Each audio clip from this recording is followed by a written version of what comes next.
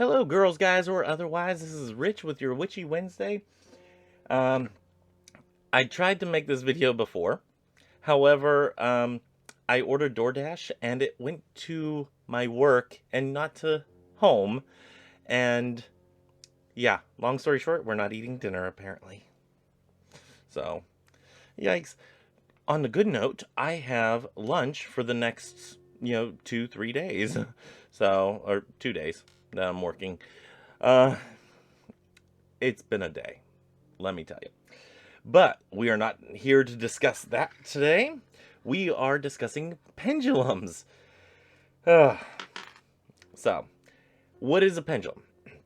For one, it can be anything that swings freely and can be used in a magical practice. I have a few different examples here. These are not extensive examples. You can definitely have things that are ordinary, and I'll show examples of those. Usually you will find them in witchy shops, relatively inexpensive, around 10, maybe $15 at the most. This one here will run you probably about 7, 8 bucks, maybe 10. This is a tiger's eye one and it has a little bead up there. Usually you'll find them linked with a chain so that it spins freely, and it's important that it spins freely. This one's a little bit more ornate. This is a citrine with tiger eye beads. And it's just really like classy the way that it's put together. This one is another one that is relatively simply done. It is clear quartz, and it has a little crystal at the top, again with a chain. But you can also do, like I said, ordinary things. This is my necklace with my little pet urn on it. And this works perfectly well as a pendulum. You can also do that with a regular pendant. Let me reorganize that. I have my little triquetra, and this will also work as a pendulum. So, lots of different things that you can use as pendulums, and you can even make your own. You can get a bead like this, a little, this is it's advertised as Super 7. It's not Super 7. Not truly Super 7. But it is probably a chevron amethyst and really cool. But you put that on there, you put a little bit of string, and you put a little key ring at the end. Not classy, but it'll get the job done. What we can use these for is so in-depth. You can use them primarily when starting out. You're going to use this for yes or no questions a lot of the time. Yes or no questions, for me, they move back and or to and from for yes, and back and forth for no. That's just me. Everybody's going to be different on this. Your mileage will vary. And in order to do that, let me go ahead and get this one up. You know what? Let's get something that's a little bit more robust, has a little bit more oomph to it, so you guys can see. So what you're going to do is whenever you first get your pendulum, you're going to say, show me yes. And the pendulum will start moving.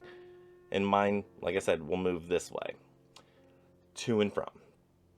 And then you're going to say, okay, show me no. And you're going to wait a little bit. You're going to gain a connection to the pendulum. And mine will usually go this way.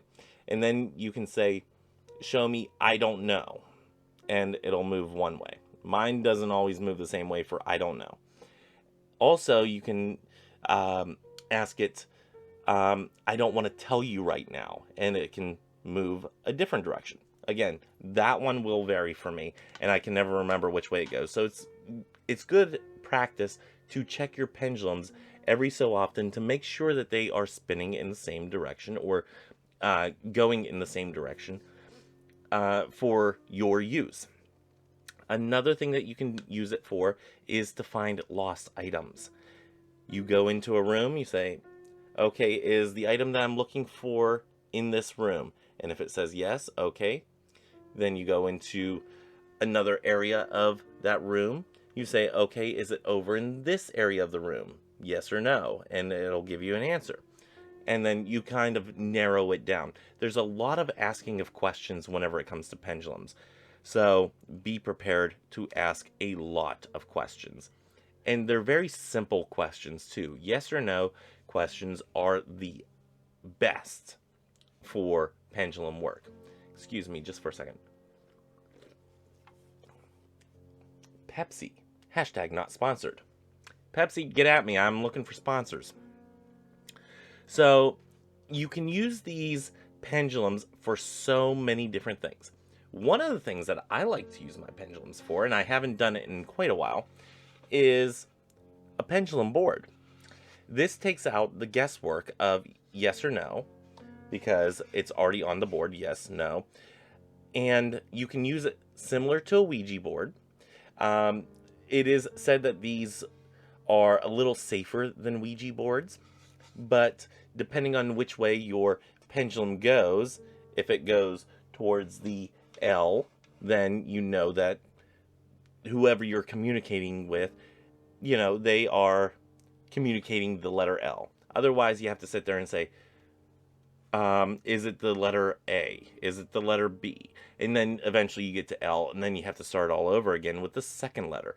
It can be a pain trying to communicate with the dead with a pendulum if you don't have a pendulum board. You absolutely do not have to have one, but it makes life a hell of a lot easier. So one of the resources I do recommend people pick up is a book called, I believe it's called Pendulum Magic. It's by Richard Webster. I do like Richard Webster's books. If I can say the name, it would be fantastic. Richard Webster. I do like his books because they are at like a 101 level type of understanding where it's plain English, it's not highbrow, it's very easy to understand and give some practical uses for the pendulum in that book. I have heard of people going to supermarkets and using their pendulums to find out what fruit is ripe. Is this one ripe? Yes or no? And it'll start spinning one way or another, or going one way or another. It is something that takes a lot of patience and a steady hand.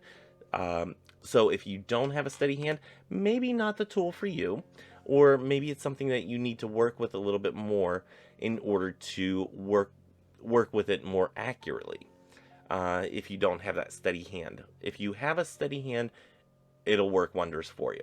And I wanted to do this video partially because we talked about the chakras and using a pendulum with the chakras and detecting the chakras, which is only one of many uses for these. I also got a comment on that video that somebody had a friend gift them a chakra stone set and also a pendulum, but didn't know how it worked. So hopefully this helps a little bit. There are a ton of resources out there on pendulum work, and my favorite, like I said, is by far Pendulum Boards. Now, I used to say that I would make these and send them out to people. I do not have the time, quite frankly. I am making this at 8:45 at night. I got home at, let's see, 7:45 tonight. So it's been a day. And this is probably a light day for me. So, yeah, it's been a day. But I cannot make those anymore. I do still get requests from time to time from whenever I lived in Kansas and did those videos. But I can't make them anymore. Hopefully, if I can in the future get some board and whatnot, maybe I'll start wood burning them or whatnot. But if you check out Etsy, I know Cara, Cute Witch 772, their mother actually, I think their mother still does them. At least used to do pendulum boards that were wood burned and whatnot that were similar to this style, but very nicely done. So you can get something like that. If you want something a little bit more solid, you can buy like a pendulum mat, and those are fantastic. I actually have one. I think it's in It's in one of the drawers, I think, but I don't have the energy to go find it. I think it's in one of the drawers. Maybe I have it in a box. See, I don't even know anymore. My mind is just out there. Anyway, so that's just a little bit on pendulums. Very good for yes or no questions. Very good for, finding lost items. You can use them with maps if you're looking for a certain area to live in. Um, you know, get a country map wherever you're, whatever country you're in, and then you get a local map whenever you get a little bit closer, and you'll actually see it kind of like navigate towards one area. So you just kind of follow that, and just narrow that zone down where you're looking and whatnot. So some think that it is totally the subconscious that is doing the rotating or the pushing of the pendulum. Some think that it is the spirits around you or the energy around you that is doing that. Jury's kind of out on me, with me.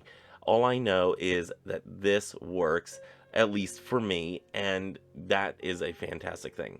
So that's all that I have for pendulums for this Witchy Wednesday. A little bit of a short video, and reasons why. Long day, no dinner, and or messed up order for dinner, and yeah, it's been a day. So, but that's all that I have for pendulums for the Witchy Wednesday.